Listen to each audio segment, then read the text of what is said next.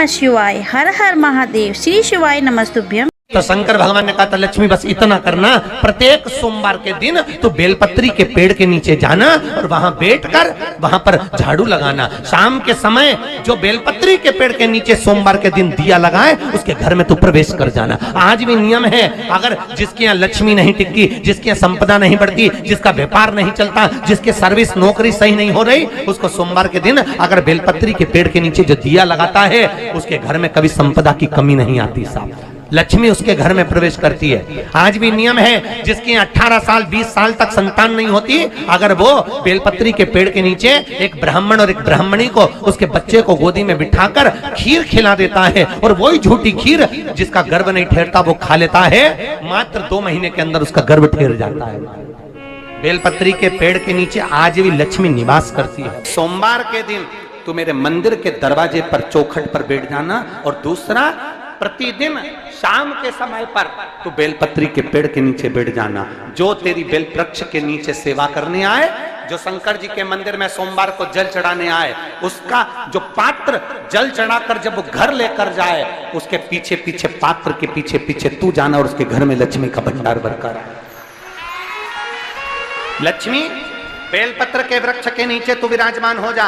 उस बेलपत्र के वृक्ष के नीचे जो बुआरी लगाए, सेवा करे, चाकरी करे, एक बेटी को जैसे बड़ा करते हैं वैसे बेलपत्री के वृक्ष को जो बड़ा करे, बेलपत्री के वृक्ष का जो पालन करे, पोषण करे, उसकी संभाल करे, उस बेलपत्री के वृक्ष को जैसे जैसे वो उन्नति करे वैसे वैसे उसके घर में समृद्धि बढ़ते जाए। उस जिसका खुद का मकान नहीं हो, खुद का मकान नहीं हो, किराए के मकान में रहते रहते जिंदगी बीत रही हो, खुद का नहीं, और बहुत दुख का जीवन चल रहा हो, बहुत कष्ट का जीवन, बहुत अपना खुद का कोई मकान नहीं, मान लो प्लाट है पर मकान बन नहीं रहा, या कोई प्रॉपर्टी अपनी नहीं बन रही, तो हम इस व्यासपीठ से कहना चाहेंगे कि एक प्रयोग अवश्य करिएगा, एक प्रयोग अवश्य करिए।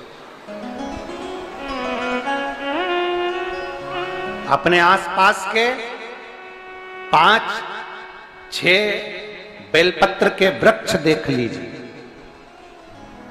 अपने आसपास के नजदीक के 5-6 बेलपत्र के बड़े बड़े वृक्ष देख लो या छोटे वृक्ष देख लो, उन 5-6 वृक्ष को धीरे धीरे उनकी सेवा करना प्रारंभ करो, उन वृक्षों को बड़ा करना प्रारंभ करो, उन वृक्ष के नीचे सफाई करना प्रारंभ करो, उन वृक्ष को जल देना प्रारंभ करो, उन वृक्ष को आप खाद देना प्रारंभ करो, उन वृक्ष की सेवा संभाल करना प्रारंभ कर दो, उस वृक्ष के नीचे बुआरी काटना प्रारंभ कर दो, झाड़ू लगाना प्रारंभ कर दो, उस वृक्ष के नीचे सफाई करना प्रारंभ कर दो। उस बेलपत्री के 5-6-7 वृक्ष को आप गोद ले लो। गोद लेना मतलब मैं इसकी सेवा करूंगा, मैं इसमें जल दूंगा, मैं इसके खाद दूंगा, मैं इसकी सेवा करूंगा, कुछ मत करो, बस केवल इस शरीर से उस बेलपत्र के वृक्ष की सेवा करना रोज प्रारंभ कर दो। 6 महीना इंतजार करना और 6 महीना लगातार सेवा करना, 7वां महीना आपका और हमारा, और बताना कि भोलेनाथ ने प्रॉपर्टी दिलाई कि नहीं दिलाई और आगे बढ़ाया।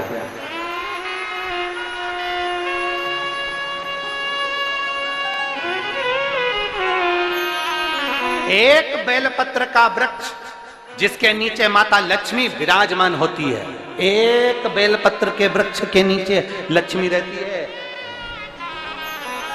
दुनिया के लोग कहते हैं लक्ष्मी जी का दिन कौन सा है, बोलो जम के जल्दी से।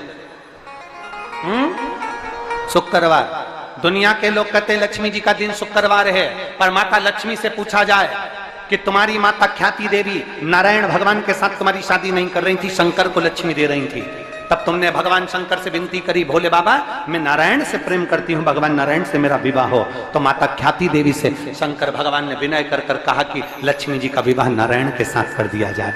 भगवान नारायण के साथ जब लक्ष्मी जी का विवाह हो गया, तब लक्ष्मी जी हाथ जोड़कर बोलती हैं, बाबा मेरा विवाह नारायण के साथ हो गया, पर मैं आपके चरणों की सेवा करना चाहती हूँ, बाबा आप कृपा करिए कि मैं क्या करूं आपके लिए। शंकर भगवान कहते हैं लक्ष्मी बस 2 चीजें कर दे, एक सोमवार के दिन तू मेरे मंदिर के दरवाजे पर चौखट पर बैठ जाना, और दूसरा प्रतिदिन शाम के समय पर तू बेलपत्री के पेड़ के नीचे बैठ जाना।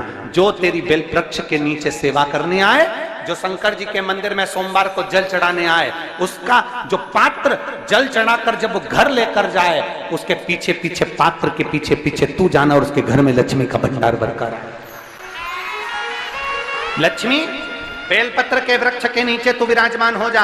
उस बेलपत्र के वृक्ष के नीचे जो बुआरी लगाए, सेवा करे, चाकरी करे, एक बेटी को जैसे बड़ा करते हैं वैसे बेलपत्री के वृक्ष को जो बड़ा करे, बेलपत्री के वृक्ष का जो पालन करे, पोषण करे, उसकी संभाल करे, उस बेलपत्री के वृक्ष को जैसे जैसे वो उन्नति करे, वैसे वैसे उसके घर में समृद्धि बढ़ते जाए, उसके घर में वैभव बढ़ते जाए। ये शंकर भगवान माता लक्ष्मी से करे, भगवान शिव माता लक्ष्मी से करे। अगर शिव के मंदिर में भस्म मिल जाए, शंकर पर चढ़ी हुई भस्म अगर मिल जाए तो, और अगर भस्म ना मिले ना तो शंकर के जो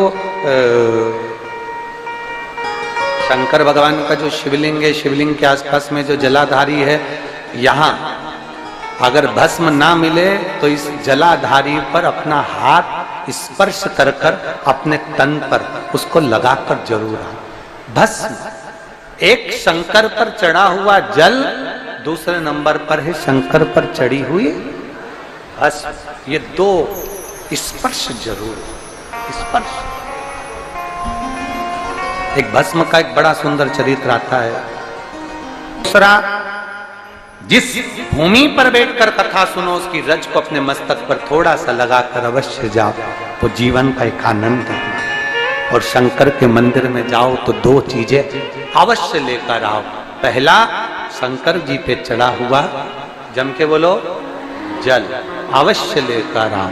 क्योंकि जब तुम जल लेकर आते हो, पात्र लेकर आते हो, तो मेरा महादेव लक्ष्मी जी को तुम्हारे पीछे पीछे तुम्हारे घर तक भेज दे। चढ़ी हुई बेलपत्र मत खाओ, लोग कहेंगे शंकर पर चढ़ा हुआ ये मत खाओ।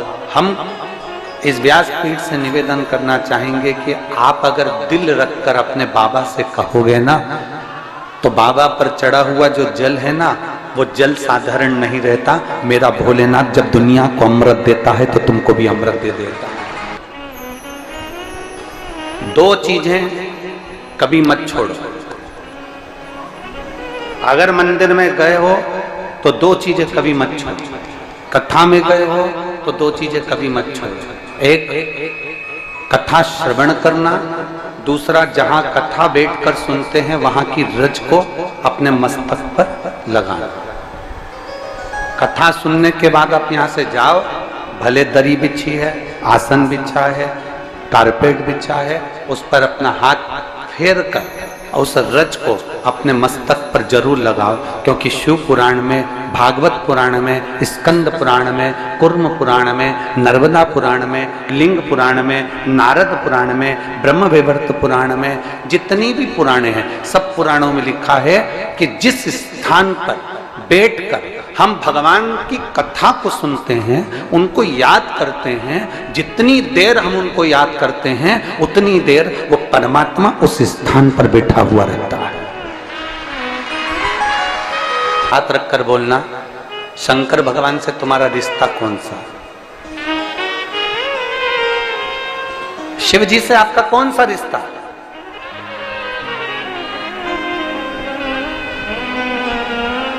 शंकर भगवान को आप क्या मानते हो? हमने आपको एक संबंध बताया था कि सीहोर कुबेरेश्वर धाम आपका मायका है, तो हम आपके भाई हैं, तो शंकर भगवान आपके पिता हैं, आपके बाप हैं, आपका बाबा है, आपका दादा है।